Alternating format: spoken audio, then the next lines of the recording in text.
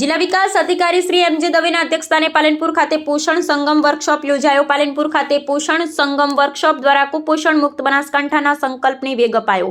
બનાસકાંઠા જિલ્લા વિકાસ અધિકારી શ્રી એમ.જે. દવેના અધ્યક્ષસ્થાને પાલનપુર ખાતે પોષણ સંગમ કાર્યક્રમ અંતર્ગત એક વિશેષ વર્કશોપનું આયોજન કરવામાં આવ્યું હતું। બનાસકાંઠા જિલ્લા પંચાયતની ICDS શાખા દ્વારા આયોજિત આ વર્કશોપમાં વિવિધ વિષય પર માર્ગદર્શન અપાયું હતું। આ કાર્યક્રમનો મુખ્ય હેતુ અતિ ગંભીર કુપોષિત બાળકોના સમુદાય આધારિત વ્યવસ્થાપન દ્વારા તેઓને કુપોષણ મુક્ત કરવાનો છે। રાજ્ય સરકાર દ્વારા અમલી આ પોષણ સંગમ અભિયાન અંતર્ગત આરોગ્ય અને ICDS વિભાગના સંયુક્ત પ્રયાસો પર ભાર મૂકવામાં આવ્યો હતો। આ પ્રસંગે જિલ્લા વિકાસ અધિકારી શ્રી એમ.જે. દવેએ જણાવ્યું હતું કે બનાસકાંઠો જિલ્લો કુપોષણમાંથી સંપૂર્ણપણે બહાર આવે તે માટે બંને વિભાગોએ ટીમ વર્ક સાથે કામ કરવું અનિવાર્ય છે।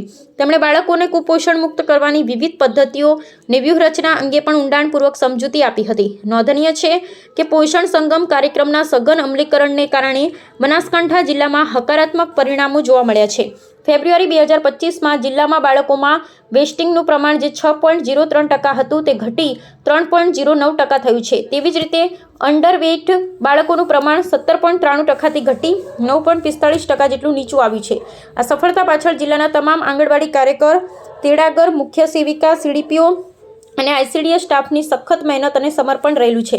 આ વર્કશોપ દ્વારા ઉપસ્થિત ટીમને નવી ઉર્જા, કાર્યશૈલી પ્રાપ્ત થઈ છે જે આગામી સમયમાં જિલ્લાને કુપોષણ મુક્ત કરવા માટે પ્રેરક બનશે। આ પ્રસંગે વિવિધ વિભાગના અધિકારીશ્રીઓ અને કર્મચારીશ્રીઓ ઉપસ્થિત રહ્યા હતા। અહેવાલ રામજીભાઈ રાયગોર, બનાસકાંઠા।